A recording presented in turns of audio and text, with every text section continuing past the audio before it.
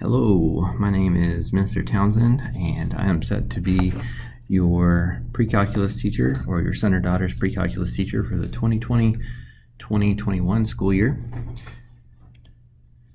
So the purpose of this course, the reason why a student would want to take pre-calculus, the main reason is to help prepare them for calculus. So if they believe that they're interested in taking or having a career that is math and science based, they're probably going to need calculus, Cal 1, Cal 2, Cal 3, and unless you have a good foundation for that, that makes it really hard to do. So the purpose of this course is we focus on two main things, trigonometry and algebra.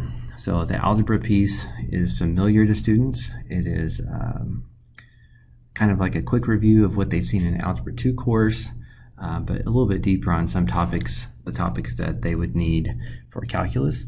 And then we spend about the first semester on trigonometry.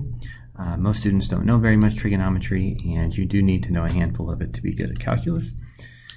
And then indirectly, there's a few ACT questions that you wouldn't know unless you learn some more in-depth trigonometry, which we do. So that is always helpful to students.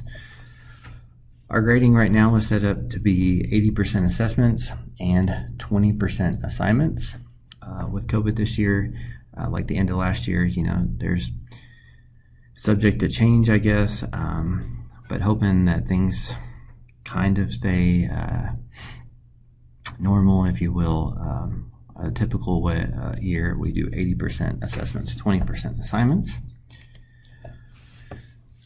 And the best way for you to stay informed as a parent, number one, is definitely check grades often. I'm pretty good about putting in grades. I won't be 2 or 3 weeks behind on grading something. Now, if I make a grade in gradebook and it's blank, it probably means I just created it a day or two ago and I haven't had time to grade them yet, or I haven't seen that class to take up those papers. So I wouldn't be worried about the blanks. But if you see a Z for a 0, that means I had asked the class to turn them in and just haven't gotten that paper. So in that case, they may receive late credit up until that unit test. So you certainly would want to encourage them to get that in right away.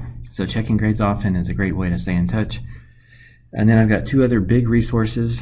It might be a little bit more information than you'd want to know, but if you go to this bit.ly, I will post our weekly assignment agendas, so you can see what's being expected of them on a weekly basis, and it's chunked into what they should do before the first time I see them in the week, whether that's Monday, Tuesday, or Wednesday, Thursday, or if they're doing that virtually, I guess it would still be along the same timelines. But you can see what is being assigned and what our class goals are. And then if you actually want to see the handouts, you want to see the notes, you want to see the videos that are being provided, you want to see all the resources that we give them to try to be successful, you can then use this bit.ly link and you can access all the same stuff that they have access to. So again, it's fairly detailed, probably more information than you want to know on a daily basis, but if there's something particular going on that you would like to follow up on, you are welcome to view that information as well.